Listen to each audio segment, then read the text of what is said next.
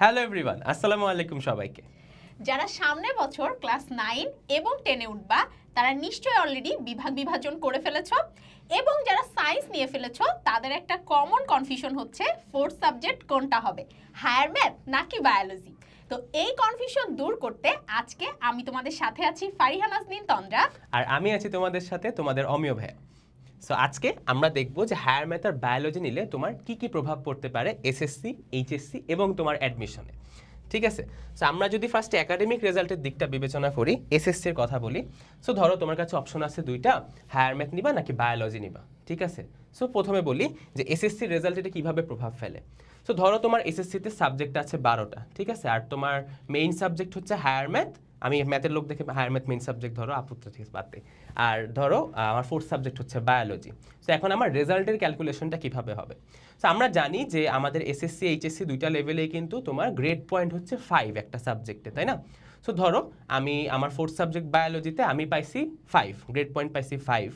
So এই 5 থেকে আমার যখন রেজাল্টটা ক্যালকুলেশন হবে তখন কিন্তু 5 কাউন্ট হবে না, আমার কাউন্ট হবে 3। ভাইয়া তাহলে 3 কাউন্ট হইতেছে কেন? এটা একটা সুবিধা আছে, তোমার যেটা 3 কাউন্ট হইতেছে যখন তোমার ফাইনাল জিপিএটা ক্যালকুলেট করা হয় তখন কিন্তু বায়োলজি যে তোমার ফোর্থ সাবজেক্ট, ওই সাবজেক্টটা দিয়ে কিন্তু তোমার টোটাল রেজাল্ট ভাগ দেওয়া হয় না। এটা অর্থ কি, তোমার সাবজেক্ট কয়টা ছিল জানো? ধরো 12টা সাবজেক্ট আছে তোমার, তো তোমার সবগুলো সাবজেক্টে গ্রেড পয়েন্ট যোগ করা হবে। 12টা সাবজেক্টে গ্রেড পয়েন্ট যোগ করা হইলো, যেখানে তোমার ফোর্থ সাবজেক্ট ধরো বায়োলজি আছে, বায়োলজি থেকে কিন্তু 2 মাইনাস করে দিচ্ছে। যোগ করার পরে তোমার যদি জিপিএ বের করার কথা তখন তো 12 দিয়ে ভাগ করার কথা না, বাট 12 দিয়ে ভাগ করবে না, 11 দিয়ে ভাগ করবে। সো তোমার ফোর্থ সাবজেক্টটা কিন্তু তুমি যে 3 পয়েন্ট পাচ্ছ ওইটা কিন্তু একটা বোনাস হিসেবে কাউন্ট হচ্ছে। সো এই জন্যই দেখবো অনেকে যে সব সাবজেক্টে এ প্লাস না পাইলেও তোমার ফোর্থ সাবজেক্টে ভালো করার কারণে ওই যে 3টা গ্রেড পয়েন্ট এক্সট্রা পাচ্ছ, ওইটার জন্য কিন্তু অনেকে জিপিএ 5 পেয়ে যায়। সো এরপরে এইচএসসি ব্যাপারটা যদি এখন আপু বলুক। আচ্ছা, এইচএসসিতে তোমাদের অমিয় ভাইয়া যেভাবে বললো ঠিক একইভাবে হিসাব হবে, কিন্তু তোমরা এইচএসসিতে উঠে তোমাদের সাবজেক্টগুলো একটু কমে যাবে এবং হচ্ছে তোমাদের পেপার ওয়াইজ ভাগ হয়ে যাবে। বাট বায়োলজি তখন যদি 2 পেপারে ভাগ হয় বা হায়ার ম্যাথ 2 পেপারে ভাগ হলেও একইভাবে 2 পেপারের মধ্যে, মানে 2 পেপারে 100-100 করে হলে মোট হচ্ছে 200 মার্ক হিসাব হবে, কিন্তু 160 প্লাস পেলে তুমি এ প্লাস পাবা, এবং সেই 160 প্লাস পেলেই তখন হচ্ছে এ প্লাস হিসাবে কাউন্ট হবে। সো জিনিসটা আসলে সেম থাকছে। আর তোমাদের একটা কমন কনফিউশন হতে পারে, সেই কনফিউশনটা হচ্ছে যে এসএসসিতে যদি আমরা যেইটা ফোর্থ সাবজেক্ট বা মেইন সাবজেক্ট হিসেবে বিবেচনা করছি, আমরা এইচএসসিতে গেলে সেটা চেঞ্জ করতে পারবো কিনা। হ্যাঁ, আমরা যে কোনো সময়, মানে যখন আমরা ইন্টারে উঠবো তখন যদি আমরা মনে করি যে হ্যাঁ এতদিন আমাদের বায়োলজি মেইন সাবজেক্ট ছিল এখন আর ভালো লাগছে না, তাহলে আমরা ইমিডিয়েটলি ওটা চেঞ্জ করে পরে মানে অন্য হায়ার ম্যাথকে মেইন সাবজেক্ট হিসেবে নিতে পারবো, এটা কোনো সমস্যা হবে না। আর রেজাল্ট ক্যালকুলেশনের বিষয়টা সেম ধরো তোমার হচ্ছে তুমি বায়োলজি হচ্ছে তোমার main subject, so higher math ধরো ফোর্থ সাবজেক্ট।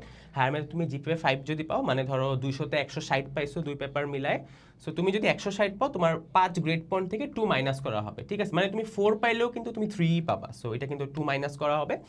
সো এই যে এক্সট্রা যে পয়েন্টটাই সেম এসএসসির মতোই ক্যালকুলেশন হবে। ধরো তোমার সাবজেক্ট আছে এইচএসসিতে 12টা, সো যখন জিপিএ কাউন্ট করবে তখন কিন্তু 11 দিয়ে ভাগ দিবে, এটাই। আর সাবজেক্ট কমে আসবে। বাট আপাতত আমরা যখন বায়োলজিটা নিচ্ছি মেইন সাবজেক্ট হিসেবে বা হায়ার ম্যাথটা নিচ্ছি মেইন সাবজেক্ট হিসেবে, আমরা পরবর্তী কথা চিন্তা করব না। আপাতত আমাদের কাছে যেটা সুবিধাজনক মনে হচ্ছে সেটাকে আমরা হচ্ছে মেইন সাবজেক্ট হিসেবে নিব, আর এটার পরবর্তী আলোচনা তো আমাদের আসতেছে। সো এসএসসিতে নিলে কি এইচএসসিতে বদলানো যাবে কিনা? এটা অলরেডি বলে দিয়েছি, একটু আগেই বলে দিয়েছি যে হ্যাঁ এটা যে কোনো সময় যে কোনো ভাবে বদলানো যাবে, এবং এটাতে রেজাল্ট এবং কোনো কিছুতে কোনো ধরনের প্রভাব পড়বে না। ওকে, এখন আমরা চলে আসি অ্যাডমিশনে। আমাদের মানে তোমাদের মতো বয়সে আমারও সেম হয়েছিল, আমার ইচ্ছা ছিল যে আমি ইঞ্জিনিয়ারিং পড়বো বা বুয়েটে পড়বো। সো আমার মাথায় ছিল তাহলে আমি হায়ার ম্যাথটাকে মেন সাবজেক্ট হিসেবে নিই, এবং এই ধারাবাহিকতায় আমার এসএসসি এবং এইচএসসি দুটোতেই হায়ার ম্যাথ মেন সাবজেক্ট হিসেবেই ছিল। তো এইটা কি আসলেই মানে আমি পরবর্তীতে ডাক্তার হব কি ইঞ্জিনিয়ার হব, এইটা অ্যাডমিশনে প্রভাব পড়ে কিনা সেটা আমরা দেখব।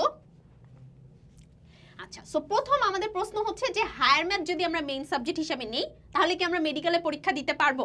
একটু আগে বললাম যে হায়ার ম্যাথ আমি মেইন সাবজেক্ট হিসেবে নিয়েছিলাম, এবং হ্যাঁ আমি মেডিকেলে পরীক্ষা দিতে পারছি। ঠিক আছে, আমিও তো আশা করি পারছি, আমিও পরীক্ষা দিছে কিনা এটা অবশ্য জানি না আমি। আচ্ছা, আমিও পরীক্ষায় দেয় নাই। এরপরে যদি আসি মেইন সাবজেক্ট বায়োলজি নিলে কি ইঞ্জিনিয়ারিং এ পরীক্ষা দিতে পারবো? হ্যাঁ, আমি বুয়েটের ফর্ম তুলতে পারছিলাম, পরীক্ষা দেই নাই পরে, এটা আলাদা কথা, বাট হচ্ছে ফর্ম তুলতে পারছিলাম। অর্থাৎ ডাক্তার এবং ইঞ্জিনিয়ার হওয়ার ক্ষেত্রে আমাদের fourth subject main subject matter করছে না, কিন্তু এখানে একটা ডিসক্লেমার আছে, সেটা হচ্ছে আমরা যদি বায়োলজিকে বাদই দিয়ে দিই তাহলে আমরা অবভিয়াসলি পরে গিয়ে ডাক্তার হতে পারবো না, আবার আমরা যদি হায়ার ম্যাথকে বাদই দিয়ে দিই পরে গিয়ে আমরা ইঞ্জিনিয়ার হতে পারবো না, ঠিক আছে? এইটা মাথায় রাখতে হবে। বাট মেইন ফোর্থে কোনো সমস্যা হবে না। সমস্যা যে জায়গায় হবে সেই জায়গায় আসি, সেটা হচ্ছে বিশ্ববিদ্যালয়ে ভর্তির ক্ষেত্রে। স্পেসিফিক্যালি আমাদের তো সবার ঢাকা ইউনিভার্সিটি বেশি ড্রিম থাকে, তো আমরা যদি ঢাকা ইউনিভার্সিটি নিয়ে কথা বলি তাহলে ঢাকা ইউনিভার্সিটিতে যারা আমরা সায়েন্সের ইউনিটে পরীক্ষা দিব, এই ইউনিট যেটা, সেটাতে 4টা সাবজেক্টের অ্যান্সার করতে হয়, ফিজিক্স, কেমিস্ট্রি, বায়োলজি এবং হায়ার ম্যাথ। কারণ এইচএসসিতে গিয়ে তো আমাদের হায়ার ম্যাথ চলে আসে, ওখানে আর ম্যাথ বলে কিছু নাই, হায়ার ম্যাথ চলে আসবে। ওইখানে আমরা যেটা ফোর্থ সাবজেক্ট হিসাবে নিচ্ছি সেই জিনিসটাকে আমরা বাদ দিয়ে, মনে করো যে আমার ফোর্থ সাবজেক্ট হচ্ছে হায়ার ম্যাথ ছিল, হায়ার ম্যাথকে আমি বাদ দিয়ে বাংলা বা ইংলিশ অ্যান্সার করতে পারবো, ঠিক আছে?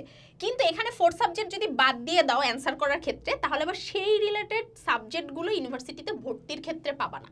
কিন্তু এই হিসাবটা অনেক পরের, অর্থাৎ এই হিসাবটা তোমার এইচএসসিতে গিয়ে কাজে লাগবে। এখনকার বিষয়ের সাথে এটা হচ্ছে এসএসসিতে রিলেটেড হবে না। আবার আরেকটা কথা আছে, কিছু কিছু জায়গায় আমাদের হচ্ছে, যখন আমাদের বায়োলজির কথা যদি বলি, যে বায়োলজিতে তোমার যদি A+ না থাকে তুমি অনেকগুলো বায়োলজি রিলেটেড ফ্যাকাল্টি পাবা না।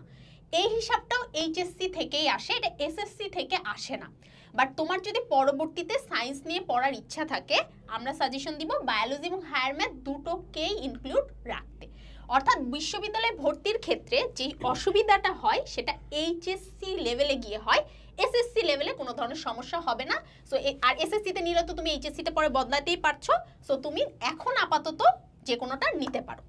সো এখানে আরেকটা জিনিস আপুর সাথে আমি অ্যাড করব, যে এখানে যে এইচএসসিতে গিয়ে নেওয়ার কথাটা বলা হচ্ছে, এসএসসির ক্ষেত্রে তুমি যেটাই নাও, এসএসসির ক্ষেত্রে তুমি যখন অ্যাডমিশনে যাবা তোমার এসএসসি গ্রেড পয়েন্টটা শুধু কাউন্ট হবে, মানে তুমি জিপিএ কত পাইছো, তুমি এসএসসিতে হায়ার ম্যাথ, জেনারেল ম্যাথে কত পাইছো বা তুমি বায়োলজিতে কত পাইছো, ওইটা কিন্তু কাউন্ট হবে না, রাদার দেন তোমার জিপিএটা কাউন্ট হবে। সো বিশ্ববিদ্যালয়ে তোমার ভর্তি পরীক্ষা আসতে এখন অনেক দেরি আছে, সো তোমার আপাতত জিপিএটাতে ফোকাস করা উচিত, ঠিক আছে? আর বাকি সব তো আপু তোমাকে ক্লিয়ার করে দিল। বাট এই ক্যালকুলেশনগুলো কিন্তু তোমার এইচএসসিতে, মানে তুমি এসএসসি দেওয়ার পরেও তোমার কিন্তু একটা সুযোগ থাকবে হায়ার ম্যাথ বা বায়োলজি যেটা ভালো লাগে চেঞ্জ করা, অথবা তুমি বাদ দিতে চাইলে বাদ দিয়ে দেওয়া। ড্রব্যাকস আছে, আবার কিছু সুবিধাও আছে, কারণ আলটিমেটলি সবাইকে তো সব কিছু পড়তে হবে না, তাই না? এটা তো এখন আমরা সুবিধা অসুবিধাগুলোর কথা বলবো, যে কোনটা মেইন সাবজেক্ট হিসাবে আমরা হচ্ছে নিব। এই প্রশ্নটা যখনই আসে, এই প্রশ্নটার অ্যান্সার হচ্ছে তুমি নিজে, যে তোমার কোনটা ভালো লাগে মেইন সাবজেক্ট হিসেবে নিতে। তো এটাতে হেল্প করার জন্য এখন তোমাদের অমিয় ভাইয়া হচ্ছে হায়ার ম্যাথের সুবিধা অসুবিধাগুলো বলবে মেইন সাবজেক্ট হিসেবে নিলে, তারপর আমি বায়োলজিটা বলবো। আচ্ছা, সো হায়ার ম্যাথ নিলে সুবিধা অসুবিধাটা হচ্ছে কি, ধরো তুমি হচ্ছে যে ধরো ম্যাথে অনেক ভালো বা তোমার ম্যাথ করতে ভালো লাগে, এবং তোমার বায়োলজি তো একটু পড়তে হয়, একটু মুখস্থ করার বিষয় আছে বা একটু মেমোরাইজ করার বিষয় আছে। সো সেক্ষেত্রে তুমি হায়ার ম্যাথ নিতে পারো। অ্যান্ড হায়ার ম্যাথ একটা সুবিধা, মেইন সুবিধাটা হচ্ছে কি, ম্যাথ কিন্তু তোমার মানে কোনো স্পেসিফিক ওয়েতে করা লাগে এমন না, তুমি কারেক্টভাবে এটা অ্যাপ্রোচ করে সলভ করতে পারলে কিন্তু ফুল মার্কস পাচ্ছ, ঠিক আছে? আর এক্ষেত্রে কিন্তু ম্যাথটা হইলেই তুমি 4-এ 4 পেয়ে যাচ্ছ বা 10-এ 10 পেয়ে যাবা, যেটা কিন্তু ম্যাথের একটা বড় সুবিধা। ডাউন সাইডটা হয়েছে যে ধর ম্যাথ যদি তুমি ভুল করো সেক্ষেত্রে কিন্তু মার্কস কাটা যাবে, বাট অনেক ক্ষেত্রে ম্যাথের কিছু সেকশন থাকে, সো পার্শিয়াল মার্ক পাওয়ার কিন্তু একটা সম্ভাবনা থেকেই যায়।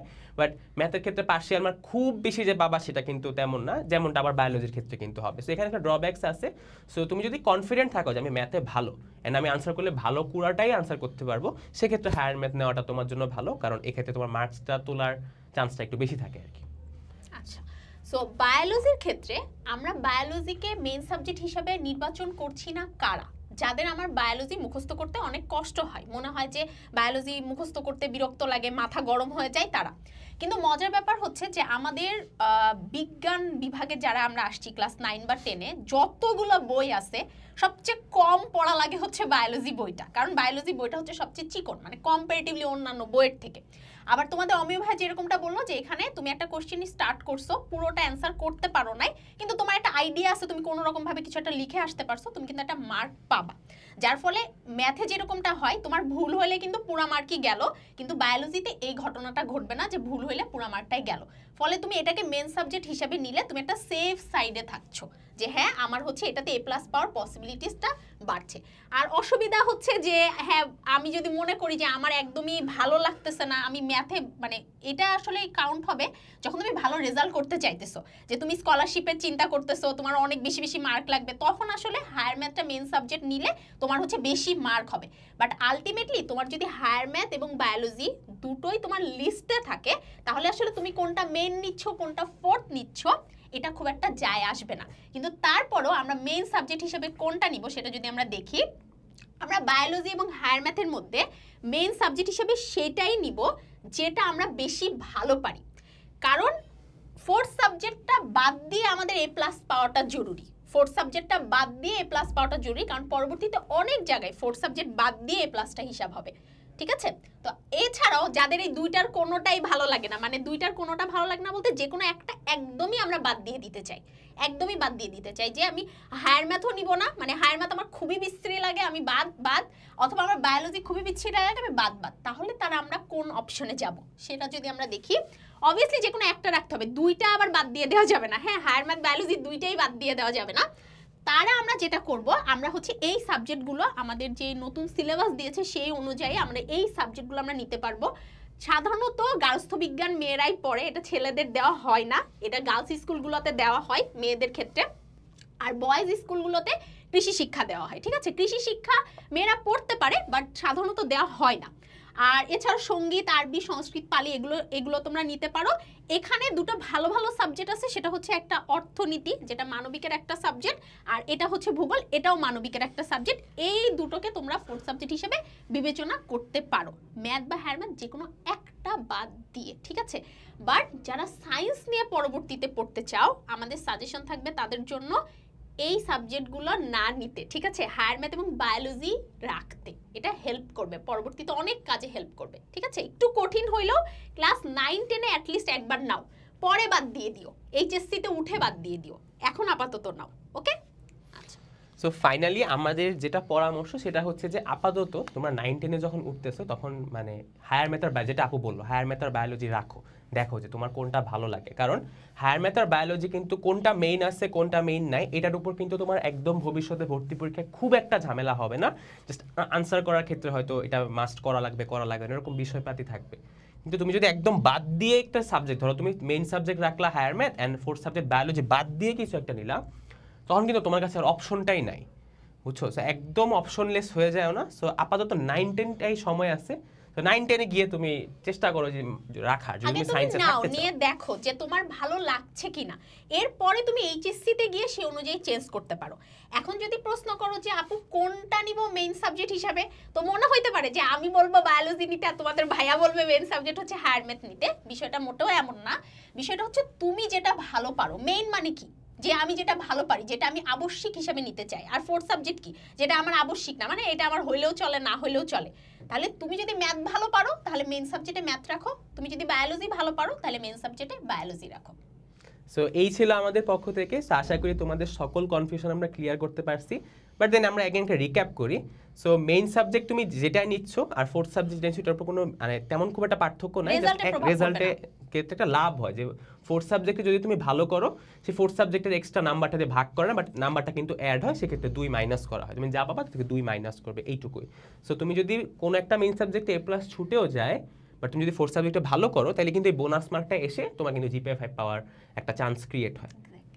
সো এই ছিল কথাবার্তা। সো আশা করি তোমাদের সকল কনফিউশন আমি আর তোমাদের তন্দ্র আপু ক্লিয়ার করতে পারছি। তাও তোমাদের আরও যে কোনো প্রশ্ন যদি থেকে থাকে এই ভিডিওর কমেন্ট সেকশনে করে দিতে পারো, আমি আর আপু চেষ্টা করবো সকল প্রশ্নের উত্তর দিয়ে দেওয়া। ততক্ষণ পর্যন্ত তোমরা সবাই অনেক ভালো থাকো, সুস্থ থাকো। আল্লাহ হাফেজ সবাইকে, টাটা।